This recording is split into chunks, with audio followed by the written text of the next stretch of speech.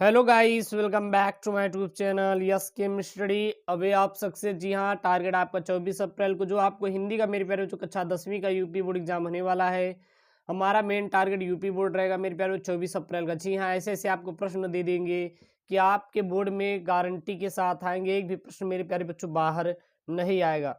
सो आपसे यही रिक्वेस्ट है मेरे प्यारे बच्चों, यदि अभी तक चैनल को अपने इस YouTube channel yes chem study को सब्सक्राइब नहीं किए तो प्लीज़ अभी के अभी तुरंत सब्सक्राइब कर लीजिए और बेल आइकन को प्रेस कर लेना मेरे प्यारे बच्चों, ताकि जितनी भी लेटेस्ट वीडियो की नोटिफिकेशन है सबसे पहले आप तक पहुंचती रही। यदि आप यूपी बोर्ड की तैयारी कर रहे हैं तो आपका यह आपके यूट्यूब चैनल यस केमिस्ट्री पूरी पूरी आपको तैयारी करवाएगा।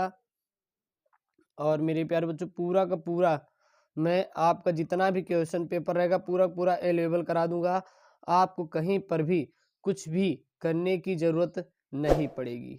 ओके, चलिए यहाँ पे है मेरे प्यारे बच्चों हिंदी का। आपको पता होगा कक्षा 10वीं हिंदी का सुबह से 8 बजे से पेपर रहेगा जैसा कि, और आपको वहाँ पे 3 घंटे 15 मिनट का समय दिया जाएगा। 15 मिनट आपको प्रश्न पत्र पढ़ने के लिए, और साथ ही साथ जो आपका अन्य 3 घंटे रहेगा वो पेपर को करने के लिए रहेगा। चलिए यहाँ पे है, सबसे पहले हम लोग बहुविकल्पी फिर गद्यांश पद्यांश को देखेंगे, यानी कि पूरी पूरी एक ही वीडियो में डिटेल मिलने वाली है।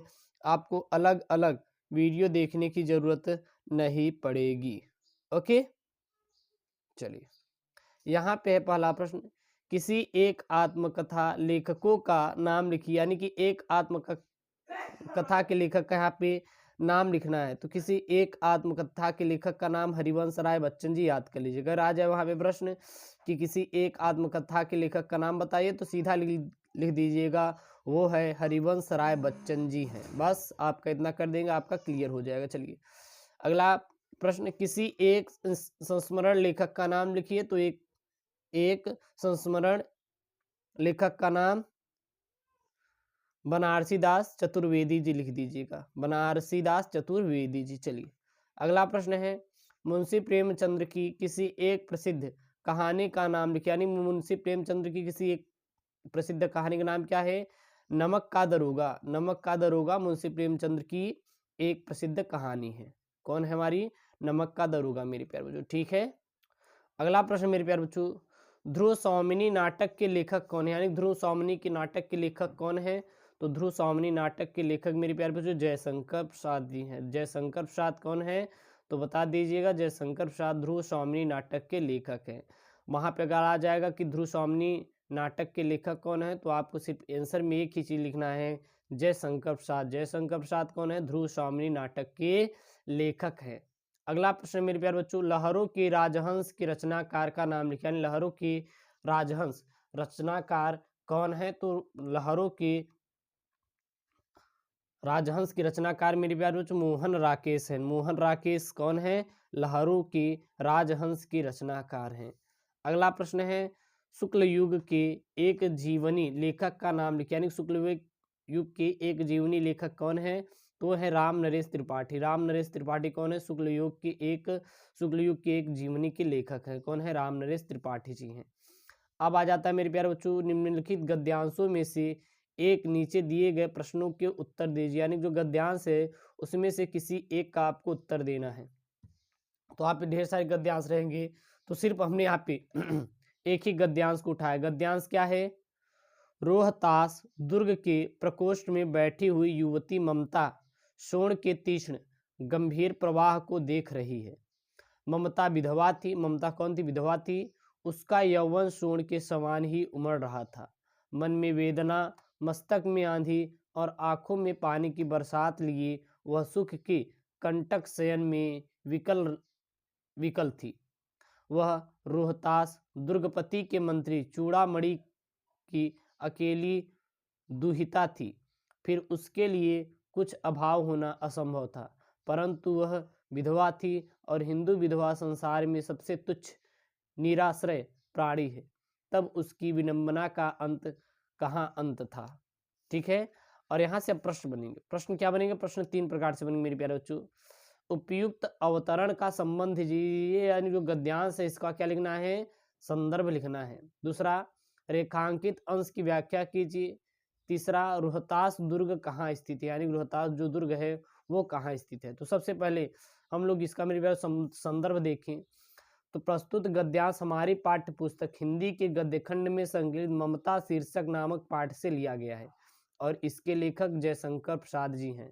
तो इसका मेरे प्यारे संदर्भ क्या हो जाएगा, तो याद रखिएगा संदर्भ इस गद्यांश क्या हो जाएगा, प्रस्तुत गद्यांश हमारी पाठ्य पुस्तक हिंदी के गद्य खंड में संकलित ममता शीर्षक नामक पाठ से लिया गया है और इसके लेखक कौन है, जयशंकर प्रसाद जी हैं। अब यहाँ पे है